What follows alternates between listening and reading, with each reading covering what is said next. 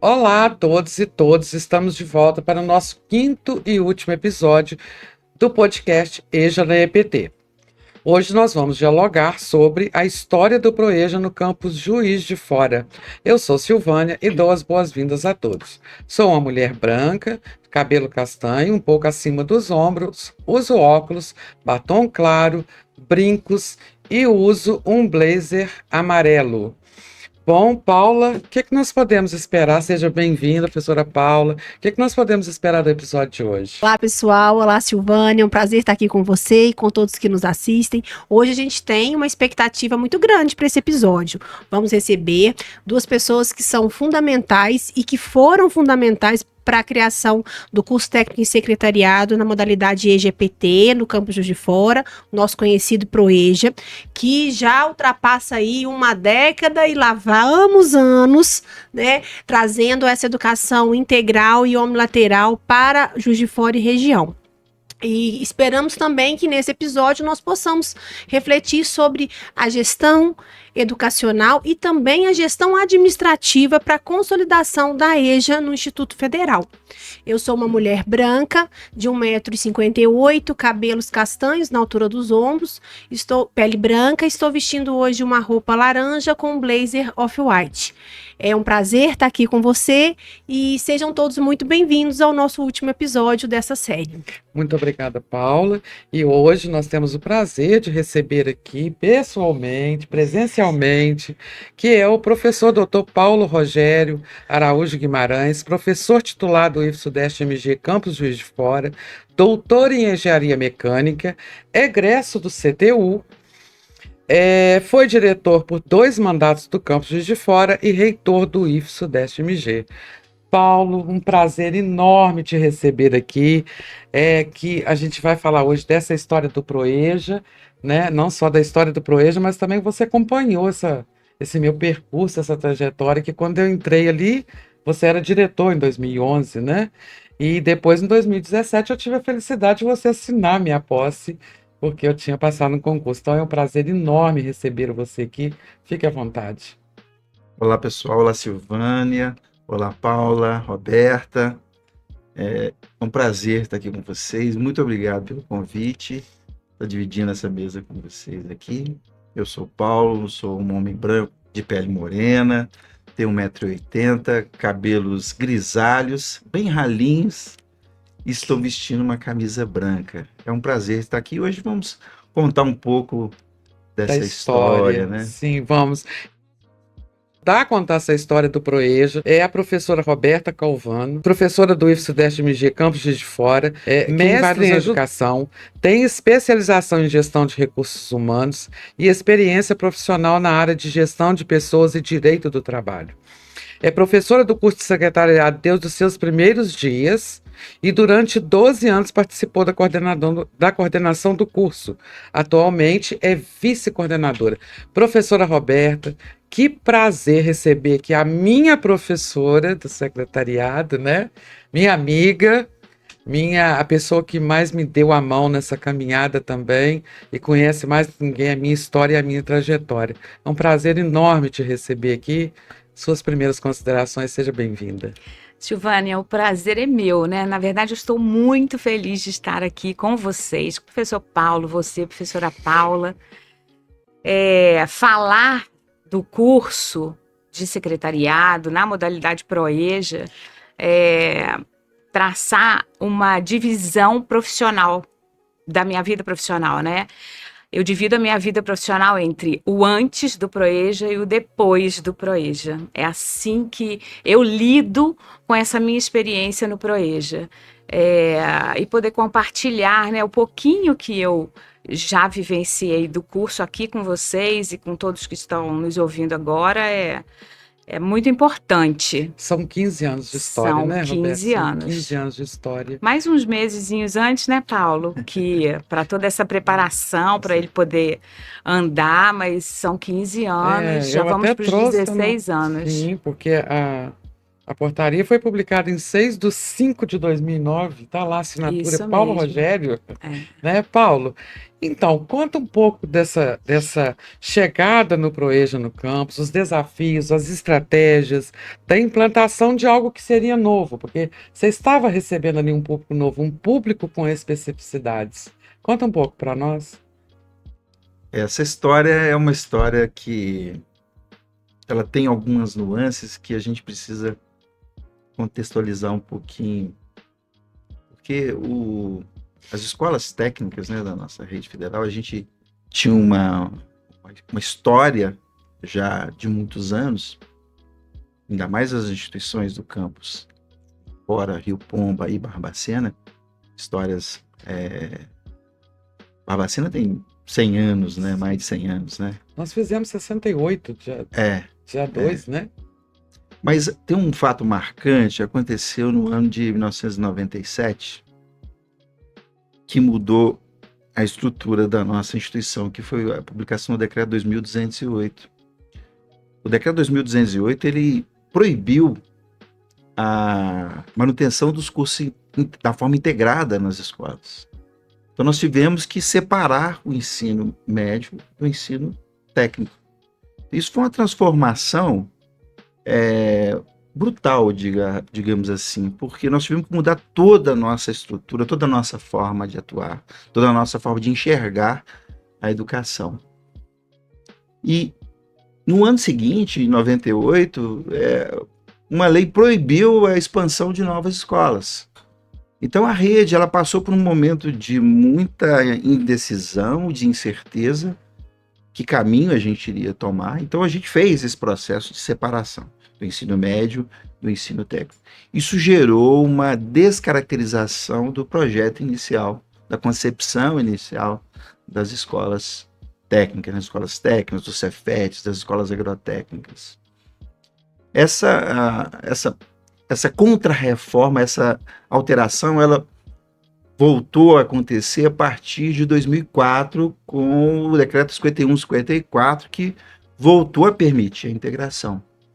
E a partir do ano seguinte, 2005, acaba essa proibição de novas escolas e começa o processo de se pensar a expansão e a reestruturação da rede federal. A partir de 2005 começa essa discussão. Foi aí que o campus Juiz de Fora começou a querer se transformar em Cefete, Barbacena também queria, Rio Pomba já era um Cefete, Barbacena queria virar um Cefete. Começou todo esse processo e as novas atribuições dessa nova característica que seria a rede federal. A partir de 2007 começou as discussões, olha, o modelo agora não é Cefete mais, o modelo agora seria... Na época se falava IFET, né, que seriam os institutos federais. Depois, olha, resolveram acabar com essa sigla de IFET, agora todo mundo é IFE, Instituto Federal. Começamos esse processo de organização. E nesse processo de reestruturação, dessa nova roupagem, dessa nova estrutura, dessa ampliação, né, da rede federal, vinham as novas atribuições, né, que seria a ideia dos cursos de licenciatura, da educação à distância, do ensino, privilegiar o ensino noturno, dos cursos educação de jovens e adultos na modalidade profissional, que seria o ProEja. Então, ali que começou toda essa reestruturação. A gente voltando com o processo de reintegração dos cursos técnicos regulares, né? Mais essas novas atribuições. Então, foi um momento de efervescência, de transformação muito grande e no espaço de tempo muito curto. E a gente passou por algumas experiências assim, impactantes, né? Até por inexperiência, desconhecimento, mas que foi transformadora, né? A nossa primeira experiência com EJA, a gente estava lembrando ali com a Roberta e comentando, como começou essa atribuição, nós éramos, o campus Juiz de Fora, na verdade, era o antigo CTU, o Colégio Técnico, que era vinculado à universidade. Então, a universidade ela começou com o EJA no Colégio João 23. O EJA começou no João 23, mas ele era o EJA. E a conversa com o pessoal do João 23, eles nos procuraram e falaram, olha, o nosso EJA, a gente está vendo que os alunos estão terminando o EJA, estão um pouco perdidos, são sem uma terminalidade. Se a gente conseguisse gerar uma formação profissional, seria interessante. Aí nós fizemos um primeiro convênio que estruturado da seguinte forma: o aluno fazia o EJA, quando ele terminava o EJA, os alunos tinham vagas garantidas nos nossos cursos técnicos e eles podiam fazer opção. Foi o nosso primeiro erro, né? Porque a gente tratando os alunos do EJA como alunos do curso regular, né? Os alunos faziam a escolha e quando eles se inseriam no grupo dos demais alunos, existia uma dificuldade de ambientação, uma dificuldade, as bases eram diferentes, as bases escolares, as bases culturais diferentes. Então, houve um processo de evasão muito grande, quase ninguém conseguia acompanhar. Então, foi um fracasso retumbante. Então, a nossa primeira experiência com o EJA foi um fracasso. Mas serviu para a gente entender que o modelo... Eu até brincava, nós não fazemos um projeto, nós fazemos o EJA Pro. Ele fazia o EJA depois o profissionalismo. O EJA Pro não funciona. Nós temos que pensar o Pro-EJA. Então, como vamos fazer isso? E a gente não sabia fazer, né? Como nós vamos fazer isso? Então, nós começamos as discussões, montamos um grupo. A Roberta vai falar um pouquinho mais sobre isso aí. Como é o primeiro grupo que teve uma formação lá em Rio Pomba. Acho que a Paula participou disso. Os diálogos de ambientação Isso. com o Proeja. Isso. Foi mesmo. 2007, 2008 e 2009. Isso. Bem lembrado. E teve uma participação lá no campus muito importante da nossa querida professora Maria da Graça, que era a nossa diretora de ensino, do professor Célio Espíndola, que era a pessoa que mais conhecia de EJA, né, de Proeja na instituição. Ele tinha acabado de chegar na instituição e ele mostrou para a gente o quanto desconhecimento que a gente tinha em relação a como tratar as pessoas, como acolher aquelas pessoas. Ele falava assim para a gente, né? Ele falou, gente, é um público que eles têm saberes muito diferentes, né? Eles têm necessidades muito diferentes. A gente não pode tratar essas pessoas da mesma forma que a gente trata os nossos alunos, principalmente os jovens, os meninos, os adolescentes que chegavam lá. Então foi um momento muito importante, né? Foi aí que começou o curso Proeja no campus de fora, né? Depois de erros, né? Passamos por alguns problemas assim nessa são as dores do crescimento, né? Sim. Com EAD também foi a mesma coisa, as mesmas aprendizado, dificuldades, né? Paulo? E sempre existia assim as pessoas são muito refratárias às coisas novas, né? As nossas formações dos professores são aquelas formações tradicionais, né? Escolas, currículo organizado em disciplinas, aquelas turminhas. Então, quando você tem que trabalhar de uma forma diferente, então o primeiro impacto é muito grande, né? As pessoas têm um certo preconceito, vamos dizer assim.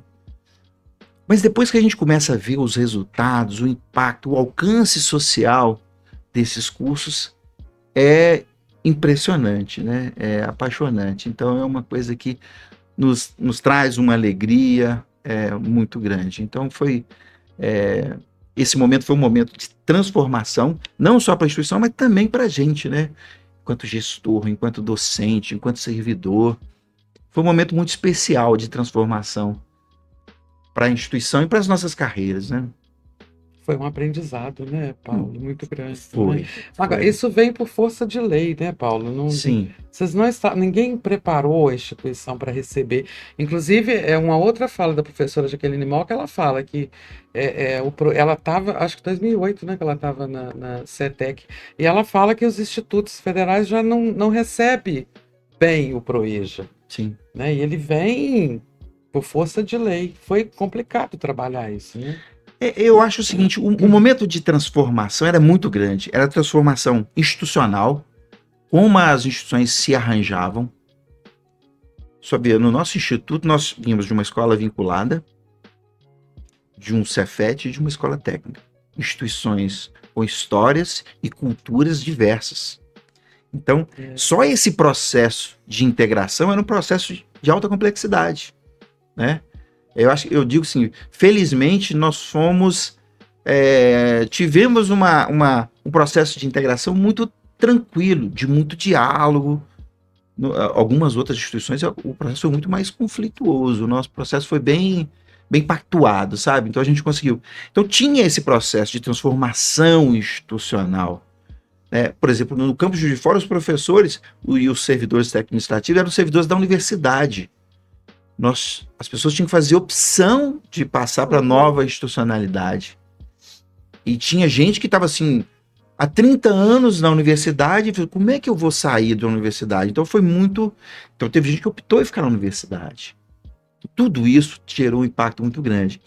Com as novas obrigações, como você diz, por imposição legal, né? Imposição. Nós tínhamos que, no campus de Fora, nós não tínhamos curso. Rio Pomba já tinha alguns cursos superiores.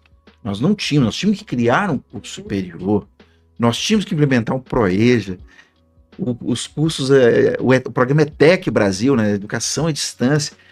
Então isso traz medo, né? Traz medo para as pessoas, né? Então, tinha nesse processo nosso de encorajar as pessoas, né, de buscar enfrentar esse novo desafio, e foi um grande desafio. E nessa época, 2009, que o curso começou. E a mecatrônica começa no mesmo ano, né? Era a primeira graduação. Sim. E aí, Roberta, você também participou dessa história? Participei, sim, bem Primeiro, no início. professora Roberta, você faz sua autodescrição, por gentileza? Sim, faço sim. Eu sou uma mulher de pele branca, cabelo castanho, na altura do ombro, cabelo ondulado. Eu uso óculos quase sempre, né? Mas sempre. Tô vestindo uma camisa preta de manga longa. Estou usando um pingente num cordão de couro com uma pedra polida e tenho uma estatura baixa também, né? Não sei quanto, mas 1,50 e qualquer coisa. Tá ótimo. A gente acaba sendo optada, né, pela professora Graça, porque ela, com todo esse contexto que o professor Paulo apresentou para a gente aqui, ela, como diretora de ensino, ela ficou responsável por organizar, né, esse momento desse ProEja, dessa necessidade do ProEja. E ela teve um cuidado de pensar nas pessoas que iriam trabalhar no ProEja, aquelas pessoas que já tinham dado aula em outras instituições para adultos. Então, nós tínhamos professores de outras que tinham vindo da prefeitura, né, num processo de seleção, num concurso público, que já tinham experimentado essa entrada em sala de aula com adultos, especificamente, jovens e adultos. E, diferente deles, eu não tinha essa experiência, mas eu vinha da iniciativa privada, numa indústria, em que eu ministrava treinamentos. Para quem? Para trabalhadores. Então, eu também vinha com uma certa experiência, sim, nesse sentido, num outro contexto, mas também vinha. E a preocupação dela era essa. E quando a gente já trabalhava, ou já estava, né, nesse movimento do Instituto Federal, o pessoal de Rio Pomba já tinha uma experiência maior, já tinha um movimento maior nesse sentido. Convidaram o professor Célio para um evento, que eram os diálogos ProEja. Aí a Graça chama a professora Tereza, professora de português, e me chama, vamos para Rio Pomba? E nós fomos para Rio Pomba, ficamos lá na primeira vez 3 dias, e ali eu saio outra pessoa, assim, querendo experimentar, né? Poxa, eu nunca tinha escutado aquilo, eu não sabia realmente o que era, a gente não sabia o que era. Aí eu entrei de cabeça no projeto, mas o projeto, quem organizou o projeto foi o professor Célio, porque ele sabia, a experiência, ele vinha com uma experiência da Bahia, não foi? Da Bahia que ele veio? O mestrado e o doutorado dele Foi na área, né? Isso mesmo. E ele vem com essa proposta. E assim a gente entra nisso. Depois o professor Célio assume a coordenação do curso, ele e o professor Rodrigo Cunha, e o interessante é que tudo sempre muito conversado. Então, nós professores, por mais que, eu estou falando do meu caso, né, eu não tivesse a experiência específica na docência com jovens e adultos, ele deu para a gente todo esse amparo, dizendo para a gente que era uma construção diária.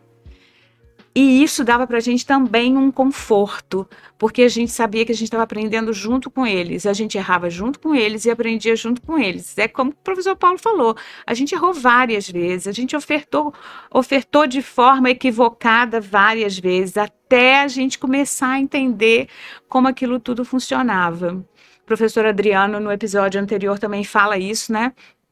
Que a gente vem sem essa formação como professor para acolher essas pessoas. Então, esse acolhimento vem muito da própria equipe. A equipe, ela se modifica no decorrer dos anos, mas o interessante é que esses docentes que passam pelo Proeja, eles passam com muito carinho, com muita preocupação. E quem passa pelo Proeja e depois sai, fala isso, não, porque lá no Proeja a gente faz dessa forma. Então, também entende que uma modalidade que ela precisa de um amparo. Não sei se é amparo a melhor palavra, né? Mas, assim, de uma preocupação maior, de um olhar diferenciado, de uma escuta necessária de todos os dias. As demandas, elas são muitas. Elas passam por várias áreas, né? Ela passa pela questão socioeconômica, passa pela questão financeira, afetiva. Ela acaba enredando a gente na vida daquelas pessoas que convivem com a gente todos os dias. Sim. E a gente faz parte da vida deles. E eles fazem parte das nossas vidas também. E aí, professor Roberto, vendo a sua fala, do Paulo, a gente vê que vocês deram essa atenção devida, né? Ali trabalhar com empolgação de planejar tudo por um público. Mas a gente vai para o outro lado, que é um direito constitucional. Né? Sem dúvida. O primeiro princípio do Proeja é a inclusão. Uhum. E aí a gente fica pensando, tem sido efetiva na prática esse princípio? Esse direito garantido constitucionalmente? E quais os desafios ainda precisam ser superados para ampliar o acesso, permanência e a conclusão dos alunos? E aí vocês podem debater junto, Paula também, para a gente buscar, porque parece que às vezes as pessoas, algumas gestões estão esquecendo que isso é um direito, né? Nós não estamos cumprindo a meta, Paulo. Não só nós, mas é só o IF goiano que está cumprindo essa meta. Então, o que a gente precisa trabalhar, né? Para colocar isso em prática. O primeiro princípio do projeto é a inclusão. Sim. Quem quer começar? Ô, Silvânia, a questão da inclusão, primeiro tentar trazer esse interessado, ou fazer com que essa pessoa se interesse, né? Eu ouvi a última episódio de vocês e estava se falando dessa questão, né, desse chamamento que a gente acaba fazendo, né, por onde ele passa, passa por um ambiente externo, passa pela visita às escolas, igrejas, qualquer área nesse sentido, mas ele vem muito também do próprio aluno. Se o aluno ele é bem acolhido, se ele entende que aquele é um ambiente dele de estudo, de crescimento, de possibilidades. Eu até falo isso nos meus primeiros encontros com os alunos. Eu não sei se a câmera, eu acho que vai pegar, mas eu faço um movimento de corpo para eles quando eu dou aula e falo para eles que quando eles entram no Proeja, o que vai acontecer com a vida deles é isso daqui, ó, existe uma abertura de possibilidades. E eles acreditam nisso, né? Eu, pelo menos, acredito que eles acreditem nisso, porque a gente tem muito sucesso, muitos sucessos. E eles replicam isso na família. A gente tem um percentual muito grande de familiares que são levados por alunos do Proeja para dentro de sala de aula. Então, esse movimento, eu preciso buscar essas pessoas. Dizer para essas pessoas que elas têm direito, sim, de estudar, de voltar a estudar, e mais ainda, têm direito de ir para o Instituto Federal, porque também o nome do Instituto Federal, ele traz essas pessoas, chama esse interesse. Tem gente que ainda acredita que o Instituto Federal é pago. Sim, pergunta. Né? Quanto paga? As pessoas ainda, eles não têm essa ideia do ensino gratuito. Então, ainda não se tem isso. Isso ainda não é certo para as pessoas. E eles vêm e entendem que eles podem também. Eles podem, como aqueles alunos jovens também podem. Então, todo mundo pode. Né? O importante é entender que todo mundo pode. Aí eles vêm como familiar, que já está no Proeja. Sim, mas aí a gente vem, Roberta, e aí a gente volta no acesso. Sim, aí é outro problema. Porque a gente Uma não outra tem questão. como não ressaltar, Paulo, e você sabe disso, que você também está nessa luta no Campo do Pomba, a última turma do secretariado, a Roberta pegou na mão de todos. Foi ela que fez, pediu a documentação, instruiu e fez. Sim, Silvânia, tudo mas olha de modo só, particular. a gente não pode esquecer que nesse período todo de 15 anos, nós tivemos muitas mudanças. Nós começamos com uma carta de intenção, onde a gente até combinou com o Rio Pomba, né? Vamos fazer uma carta de intenção? Eles já tinham essa proposta lá, já tinham vivenciado isso. Então vamos usar a carta de intenção. Então as pessoas se inscreviam presencialmente, Sim. sabiam que num determinado dia elas precisariam ir até o Instituto e levar a documentação e escrever a carta. Tá, esse foi um primeiro momento. Depois, aí a gente fez 2 processos assim. Aí a gente começou a pensar em melhorar esse processo. Poxa, mas ele chega e ele continua não sabendo para onde ele está indo. Aí o que a gente pensou? Então ele vem, faz a carta de intenção e a gente apresenta para ele esse curso. Na verdade, a hora que ele chega na escola, ele já vê a grandiosidade da escola, a organização da escola, o que a escola tem. Aí a gente apresenta a escola num formato de slides, mostra para ela todas as disciplinas que aquele aluno vai ter contato. Como a gente está falando de um curso de secretariado, eles vão ficando espantados com as coisas que eles vão aprender, sabendo que aquele curso é um curso integrado ao ensino médio. Então, eles sabem que além das disciplinas da base comum, eles ainda têm a oportunidade de conhecer 2 línguas, que é o inglês e o espanhol, todo aquele conhecimento na área administrativa que acaba abraçando esse curso de secretariado, e ele já se motiva. Então, a gente sente a diferença desse processo por ele ser presencial e que apresenta o que esse curso vai oferecer. E nesse momento, algumas pessoas ainda tinham a oportunidade de se manifestar assim: mas a aula é todo dia? Qual é o horário da aula? De 18h30 até as 22h40. Mas é muito tempo. Eu gosto de ver novela. É a opção da pessoa. A pessoa insistia, perguntando se era aquilo mesmo. Era. Então muito obrigada, eu não vou ficar. Ela já desistia antes mesmo, porque essa desistência é dela, a escolha é dela. E a gente não pode interferir nessa escolha. A partir do momento que ele entra, a gente começa a interferir nessa escolha. Por quê? Eu preciso garantir que essa pessoa permaneça ali. Nesse momento, a gente tem esse encontro presencial e a matrícula presencial. Ele não tem como, eu vou usar a palavra fugir, mas é assim, não fugir no bom sentido, né? Sim, Ele sim. já escolheu, ele fez a escolha dele ali, ele tá ali naquele momento. Então, ele permanece. Ele permanece e vai conhecer um pouco mais. Não vou falar que com isso as pessoas não desistam. Claro que elas vão desistir. Elas não têm dinheiro para o Vale Transporte. Elas têm problema em casa que elas têm que garantir a ida dela para a escola com uma rede de apoio. E muitas vezes ela não tem essa rede de apoio para ficar com um filho dentro de casa. Não tem.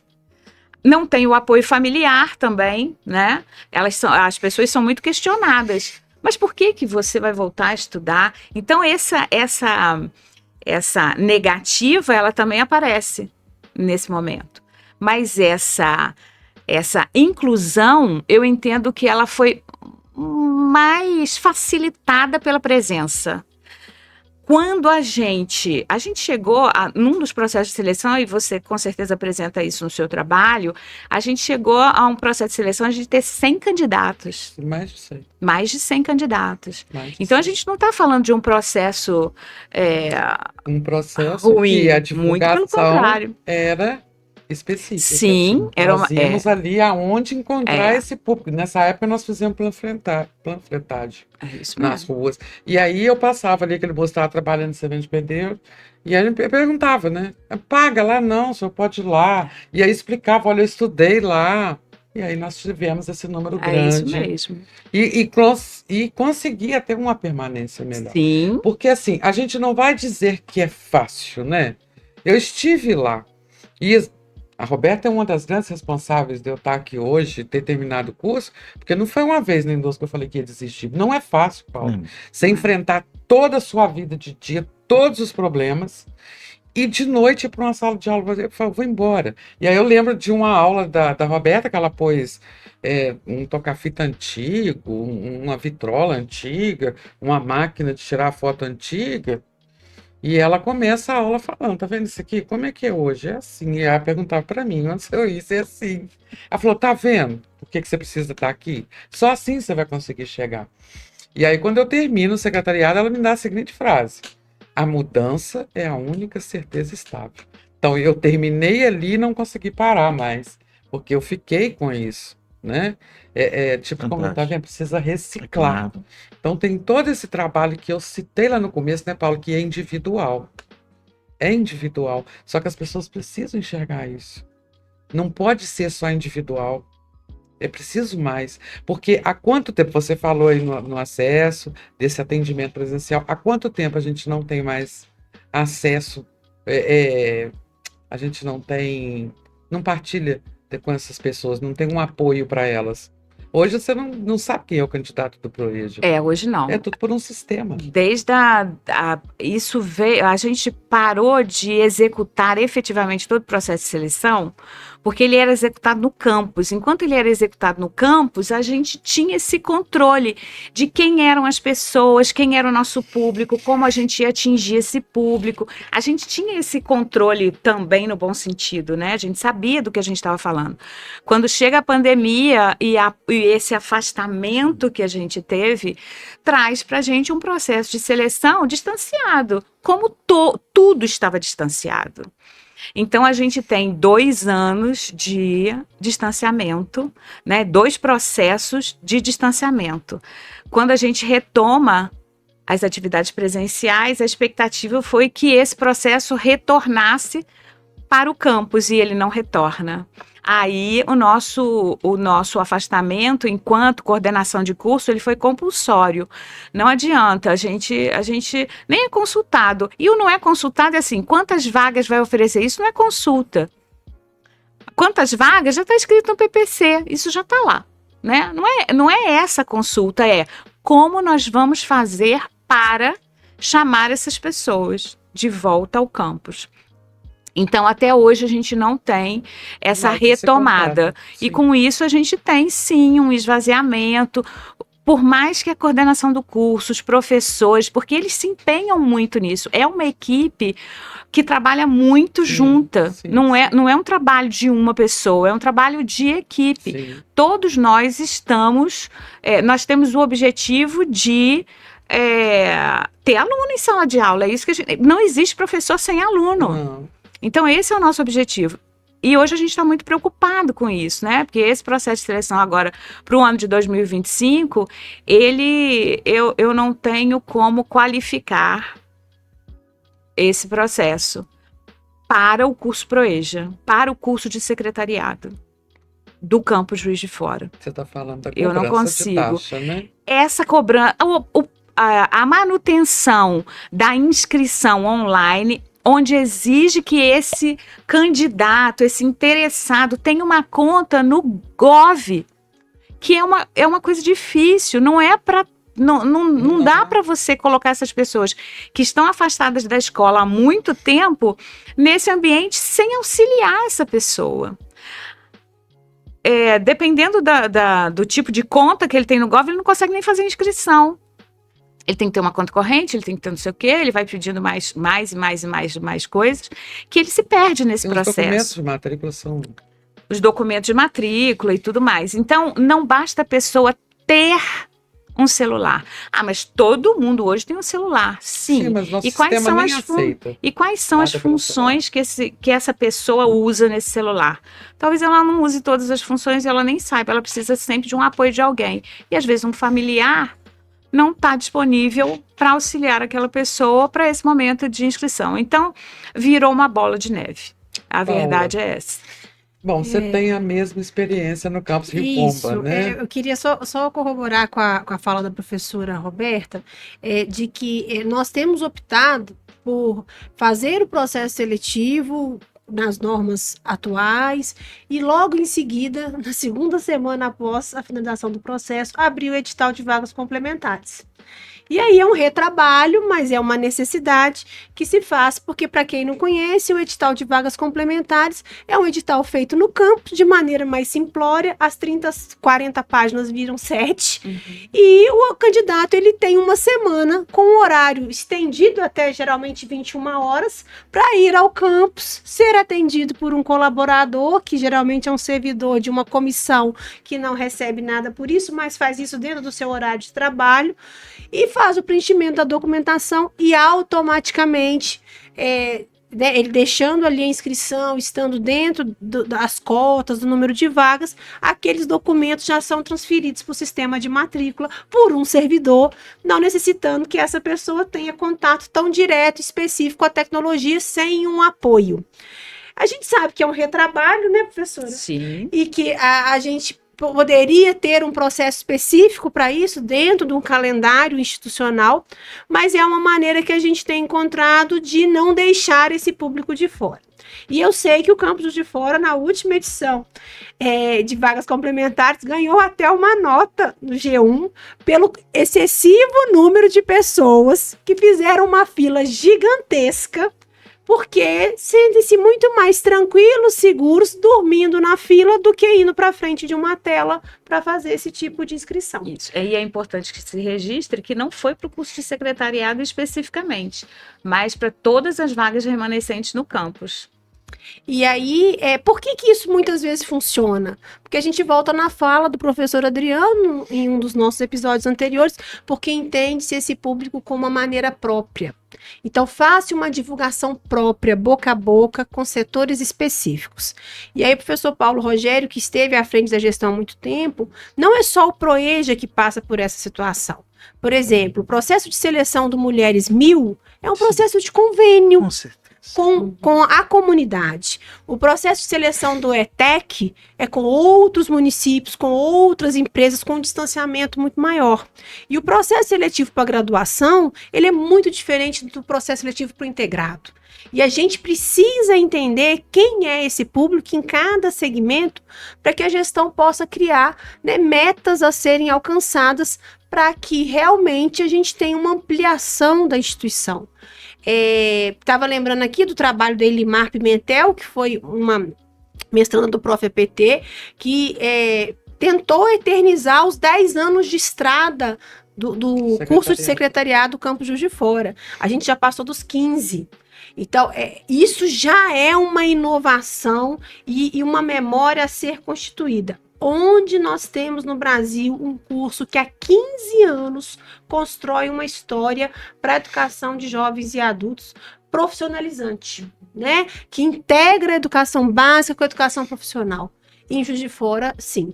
E aí eu queria escutar do professor Paulo um pouco na sua expertise, né, enquanto diretor de campus, enquanto gestor a nível maior de reitor, o que o senhor aprendeu e o que você deixa de ensinamento para nós e para os nossos ouvintes sobre essa questão da gestão educacional? Né? Quais os maiores desafios e como hoje, numa era tecnológica, numa era com uma outra população muito mais ligada às tecnologias e à rede, mas também muito mais oprimida e muito mais excluída por esses próprios mecanismos, a gente pode fazer uma educação profissional de qualidade? Eu acho, Paulo, Roberta e Silvânia, que essa história que vocês narraram muito bem aí, 15 anos, né?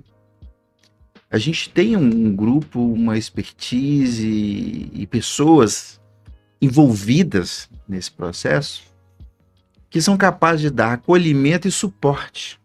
Acho que esses alunos, quando eles entram na instituição, eles precisam disso, acolhimento e suporte. Eu acho que isso, o nosso grupo de pessoas envolvidas, eles conseguem fazer isso e fazem.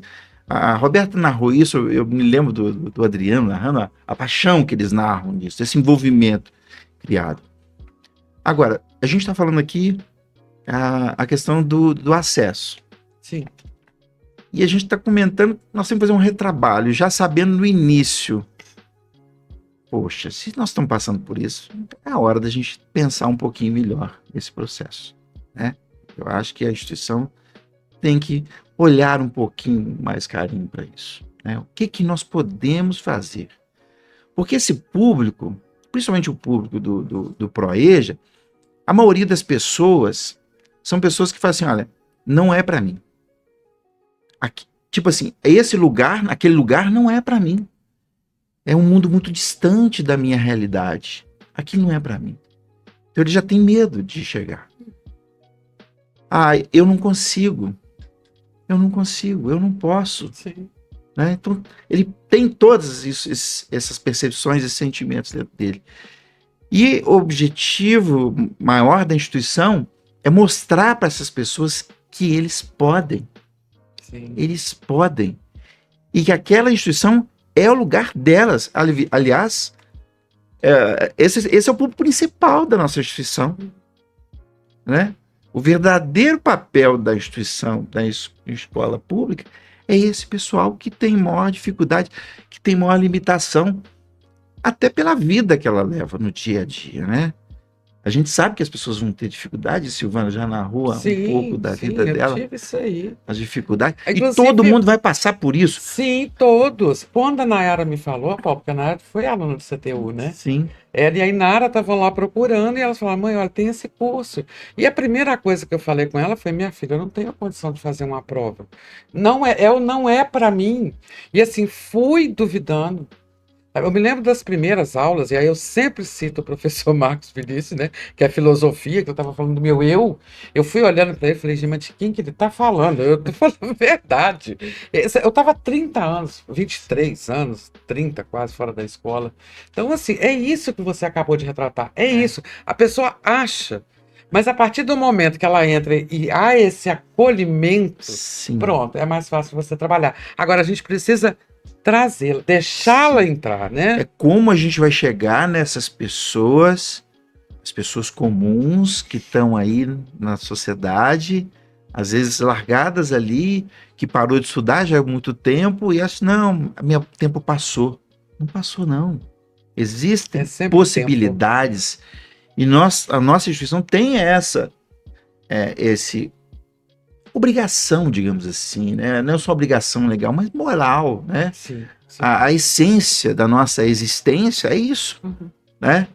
Então a gente tem que resgatar esse público. Eu acho que a palavra resgate talvez não seja melhor, mas o sentido é esse, né? Trazer as pessoas, dizer para elas, você pode, vem para cá. Então, eu acho que a instituição, ela tem que olhar um pouco com carinho isso, Paulo. Eu acho que no processo de inclusão, e o processo de seleção, às vezes, ele passa a ser um processo excludente. Ele é. Né? Em vez de ser, o objetivo do curso é ser de inclusão, e o processo seletivo já exclui por conta esses bloqueios. Talvez depois que o aluno vá circular por dentro da instituição, comece a ter acesso, aí aqui para ele precisa ser uma coisa corriqueira, mas até então não é. Isso gera um afastamento, né? Então, como você disse, alguns programas, alguns cursos, pela natureza específica, pelo público-alvo, talvez merecesse um tratamento um pouco diferente. Diferenciado, né? É necessário. É um olhar, né? E que esse olhar deixe ser o olhar virtual, né? O olhar humano ali. E quando você olha no olho da pessoa, né? A Roberta narrou bem, quando você acolhe as pessoas, recebe, faz inscrição, você está olhando, as pessoas estão sentindo ali a alma da instituição, né? Aí ela pode, poxa, para mim sim, para mim sim. Olha, é tão assim, o que o Paulo falou agora me remeteu lá na minha carta de intenção. Porque quando falou que era carta, eu falei, mas eu não sei escrever mais com pontuação, com tudo correto. Há quanto tempo eu não estudava ali? E aí, a Nayara, mãe, vai. E aí eu praticamente, quando a Roberta explica, e o Rodrigo Cunha está lá na época, explica, olha, escreve, só escreve. Pronto, aí eu já senti um alívio. E eu, na verdade, conto a minha vida ali, o porquê que eu queria voltar. E a sensação do ser aprovado, quando eu olhei que eu fiquei em 10º lugar, Paulo, aquilo ali já me deu um up. Isso, na vida. Eu consegui alguma coisa. Eu consegui a primeira conquista ali, né? Eu me lembro assim, que eu vibrei muito. Era tanto tempo já sem esperança de nada, que ser aprovado já foi um motivo de muita festa. Isso que a Silvânia está narrando é engraçado, porque nos primeiros dias de aula, quando os alunos se apresentam, eles no processo anterior, né, eles costumavam falar justamente o que a Silvana falou. Eu fiquei em 10º lugar. Então, eles faziam questão de falar dessa classificação deles. E essa classificação, ela era interessante porque não era em função da carta de intenção, mas era em função da idade da pessoa e do tempo que ela estava afastada da escola. Aquilo era o que pesava mais. E quando eles chegavam para o momento da escrita da carta de intenção e que eles olhavam os outros candidatos, né, naquele ambiente, eu não vou passar, olha quanta gente mais jovem do que eu aqui, e aí a gente vinha com a apresentação, né, do próprio edital que eles estavam ali, um edital. Qualquer edital é muito difícil de leitura, né? Imagina para uma pessoa que está afastada há muito tempo da escola. E a gente ia explicar para eles que quanto maior a idade, maior o tempo de afastamento da escola, que aquilo pontuava mais para ele, aquilo ali ia tranquilizando aquela pessoa e ela sabia que ela podia participar do processo de seleção. Então é um conjunto, é o que o Paulo falou. A gente precisa entender que esse público é um público que precisa de uma atenção maior, de uma escuta maior e tudo mais que a gente já disse. Eu me lembro, Roberto, no primeiro processo seletivo, a gente pensou, vamos fazer uma provinha. Aí o Célio, se você fizer uma provinha, não aparece ninguém. Ninguém. É isso mesmo. Tem que repensar isso. Aí surgiu a conversa até com o pessoal de Rio Pomba da carta de intenção, que a gente achou maravilhoso, né? Isso mesmo. E a gente falava, ó, você não tem que saber escrever, bota aí o seu sentimento, o que você está sentindo. É isso que a gente quer. É isso. Porque, na verdade, né, esse primeiro contato é o contato do resgate, né, do retorno. Depois nós vamos nos preocupar com a formação, com a escolaridade, com a elevação de conhecimento, com a ampliação desse conhecimento, com a sua apropriação. Mas, nesse momento, é realmente o acolhimento desse sujeito numa escola que, por anos, como o professor Paulo colocou, ficou de portas fechadas para esse público. E aí, no episódio que o professor Adriano participa, ele recorda também, e a professora Roberta hoje reforça, que esse público ele vai trazer para a instituição um público com parentesco muito próximo, que são seus filhos, seus sobrinhos, seus enteados, seus amigos, seus vizinhos, que também desconheciam da existência dessa instituição. Então, a gente torna essa instituição mais popular, mais inclusiva. E aí, professora Roberta, isso não basta, porque esse processo educacional ele tem outros atores. E aí, nesse tempo que você foi coordenadora, hoje vice-coordenadora do PROEJA no Campus de Fora, ao longo desses 15 anos, você sempre esteve envolvida. Quais são os indicativos que você traz em relação à formação docente e à formação dos técnicos administrativos e colaboradores, para que um curso de EJA-EPT realmente funcione e seja inclusivo dentro de uma instituição? Porque os alunos são os principais protagonistas, mas nós temos os coadjuvantes que fazem desse processo um processo que pode ser de sucesso ou não. E aí, diante da sua experiência, como é que você avalia e como que você indica, né, essa formação continuada e essa necessidade também de conscientização da comunidade acadêmica como um todo? Nossa, Paula, é um grande desafio, né? A formação continuada, ela é necessária, todo mundo sabe disso. A gente vive... o aprendizado, ele é contínuo por si só, né? Então, a partir do momento que eu trabalho em um determinado ambiente, aquele ambiente vai mudando e eu preciso me adequar àquilo que está acontecendo ali. O mesmo acontece na área do ensino. Então, todos nós, enquanto trabalhadores do ensino, necessitamos dessa formação. Essa formação, ela pode ser oferecida pela própria instituição, como a gente já viu várias vezes, inclusive por indicação do próprio Campus Rio Pomba, que é quem tem mais estrutura, né, nessa área e tudo. Sempre foi foi oferecido na forma de pós-graduação, desses nossos encontros, mas tem um tempo que a gente não faz isso, né, Paula? Então, a gente precisa disso sim. E isso é claro que passa por todos nós. A gente não pode falar só do docente, a gente também precisa falar do técnico administrativo, daquele terceirizado que está na escola. Todos nós fazemos parte desse processo educacional.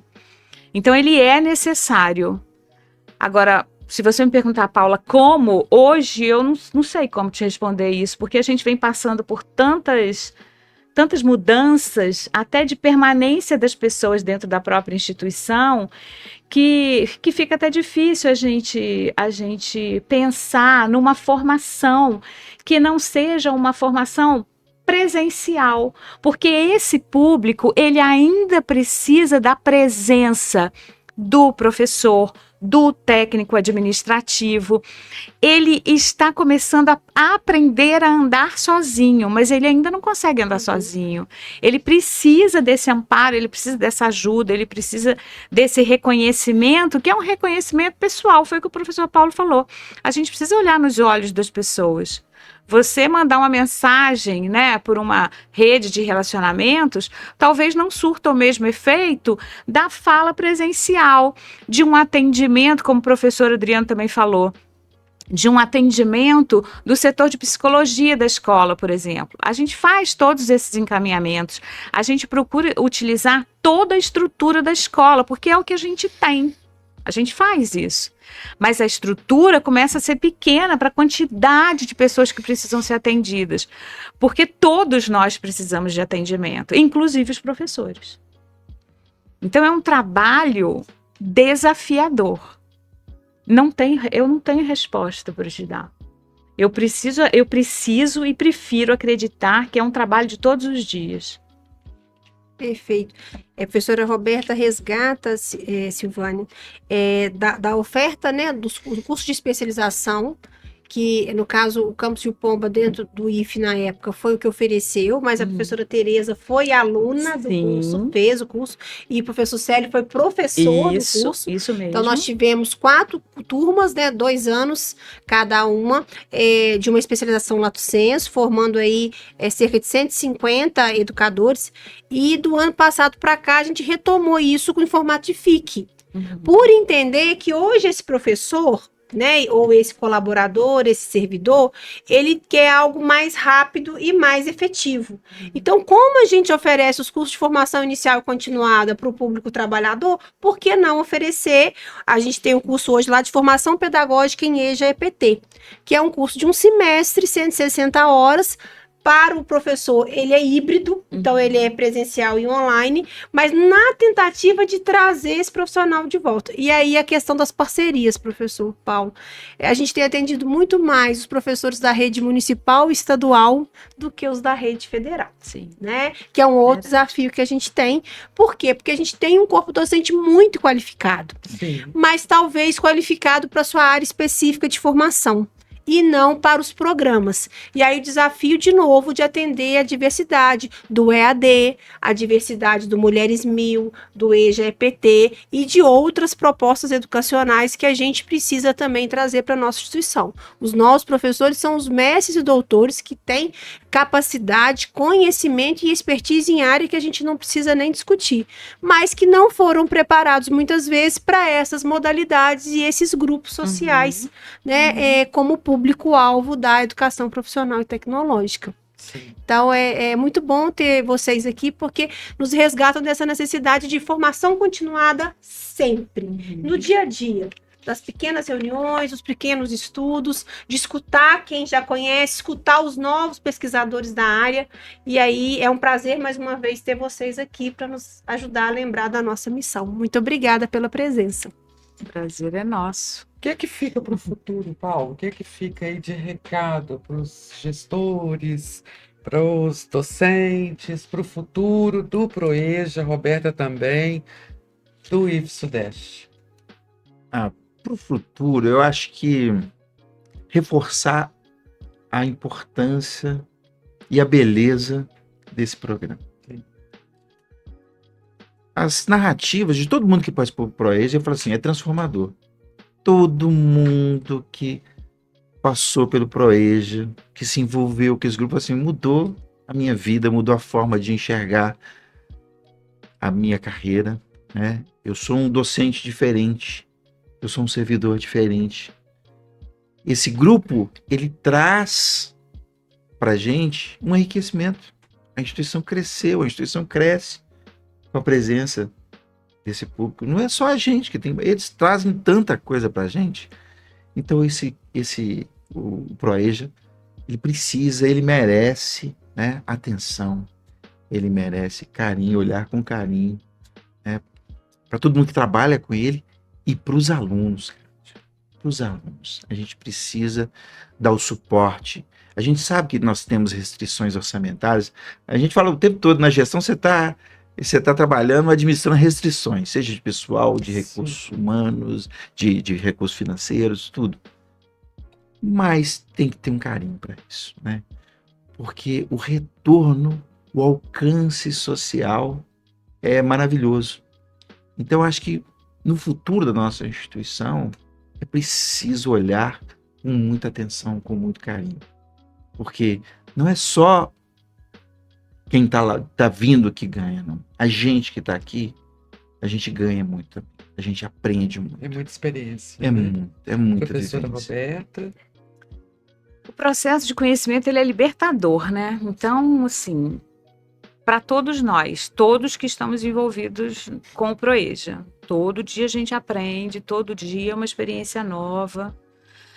Mas, especificamente para a gestão, o que eu poderia falar é escutar. Precisa escutar mais. Precisa escutar. E agir com base naquela informação que ele está recebendo, né? Transformar aquela informação, transformar aquele dado que muitas vezes a gente leva para a gestão em informação, transformar aquilo ali em conhecimento também para gerir, para a gestão novamente, né? A gente está precisando de um movimento maior, mas para isso as pessoas precisam estar mais abertas a essa escuta. Não dá para não escutar mais. Tem até as diretrizes indutoras, né, Paula, do CONIF, e que ela vem falando em coordenação para o Proeja, que nós não temos. ele vem falando em grupo de estudos do Uhum. Proeja que nós não temos. Chegamos a ter, né, Paula? Lembra? Pois A é. gente chegou a ter um grupo e depois esse grupo simplesmente ele desapareceu, né? Porque foi aquela coisa assim, desmaiou. Dissipou. Desmaiou. Bom, Paulo, nós estamos aqui, esse é o nosso último episódio, né? Tivemos aí a alegria de receber você, Paulo, eu agradeço muito, muito mesmo, porque, igual eu falei, não é só a história do Proeja, mas a minha também, dentro da instituição. Professora Roberta, sem palavras para agradecer, porque até hoje você é minha professora, né? Até hoje. E assim, eu queria aproveitar a sua presença e que você leve o meu abraço e o meu agradecimento aos professores do secretariado, que são até hoje também, assim, todo Será mundo tem um dado. lugar, isso, separadinho. Eu agradeço muito, muito mesmo a participação de vocês, toparem fazer esse trabalho aqui comigo. Claro que enriqueceu ele muito e eu sou muito grata por esse vínculo também que foi criado e que a gente tem. Continue ali. E eu estarei sempre junto nessa luta para o Proeja, sempre. Eu falei que eu tenho uma dívida com o Proeja que eu vou ficar nessa luta. Bom, professora Paula, é o nosso último episódio. Acabou. Vamos encerrar por aqui. Então, eu queria que você deixasse aqui a sua mensagem final para esse trabalho.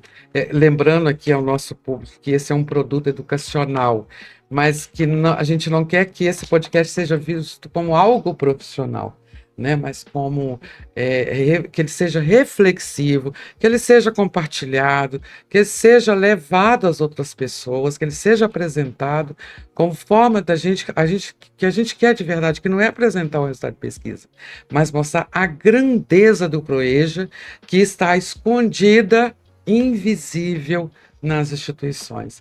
Qual é a sua mensagem final para nós? Isso mesmo, né, Silvana? A minha palavra final é uma palavra de gratidão pela presença dos nossos colegas, dos nossos participantes desse podcast.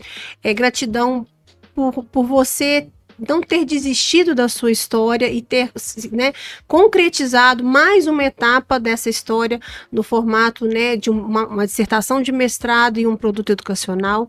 E gratidão a todo o governo, e aí de uma maneira especial ao governo Lula na sua primeira gestão e toda a equipe que fez parte da constituição desse programa. E aí a gente tem uma equipe forte do Rio Grande do Norte, a gente tem uma equipe forte de Goiás, de Brasília, do sul do país, né, de todo o território nacional que contribuiu para essa consolidação lá atrás, há mais de 20 anos, quando começou-se a discutir a educação de jovens e adultos na rede. Mas também eu queria deixar aqui uma mensagem de que o nosso desafio é muito grande, né? O desafio de incluir e não de excluir, mais uma vez, um público que sempre esteve à margem do processo educacional e principalmente da nossa rede. A nossa rede é uma rede muito grande, muito forte, muito diversa e que precisa criar espaços e mecanismos para que realmente a educação profissional se concretize àquele público que é o nosso público-alvo. O público trabalhador, o público da classe popular, o público que é filho da classe trabalhadora e que vai poder, a partir de uma educação de qualidade, mudar um pouco da história do nosso Brasil. É uma história tão marcada pela exclusão, pela exploração e pela desigualdade social. E aí, para finalizar, é fundamental para isso que os educadores, os gestores educacionais e a nossa comunidade acadêmica dos institutos federais entendam qual é a sua missão, qual é seu papel nessa construção histórica. E nós, como servidores, precisamos levantar essa bandeira, uma bandeira de uma educação pública, gratuita, de qualidade, para todos, sem exceção. Isso não se constrói da noite para o dia. Hoje o Proeja é um adulto aí, né, de 20 anos, ainda com muitas dúvidas, né? Já deixou a sua adolescência, já deixou a sua infância, mas ainda precisa se firmar e criar o seu espaço dentro da instituição. Como um adulto, né, de 20 anos que dentro de uma família, dentro de uma sociedade, começa a construir a sua história de maneira mais independente. Então, eu acho que esse é o nosso grande desafio. E para você que nos assiste, né, que você pense um pouquinho como você tem contribuído para a construção dessa história, como você tem contribuído para a mudança dessa realidade e como a gente pode, enquanto educadores que somos, né, contribuir para a formação de pessoas mais críticas, mais ativas e muito mais dinâmicas na sociedade brasileira. Então, muito obrigada pela oportunidade, muito obrigada pelo convite e que outros trabalhos possam, né, discutir a EJA, a EGPT dentro do nosso mestrado e dentro da nossa sociedade brasileira. Parabéns. Muito obrigada, Paula. Muito obrigada a todos. Eu tenho muito que agradecer, né, a essa, em primeiro lugar, a minha família, minhas filhas, minha mãe, aos amigos, ao ProfEPT, ao IF-Sudeste MG, a todos os professores do curso técnico secretariado e a Deus por essa oportunidade, né? E eu queria deixar aqui a frase que a professora Roberta me deu um dia. A mudança é a única certeza estável. Então, e ela está aí para todos. A oportunidade está aí. E um grande abraço a todos. Muito obrigada a você que esteve aqui conosco, que você leve, que compartilhe, que leve esse assunto para a reflexão de outras pessoas. Muito obrigada a todos e até a próxima.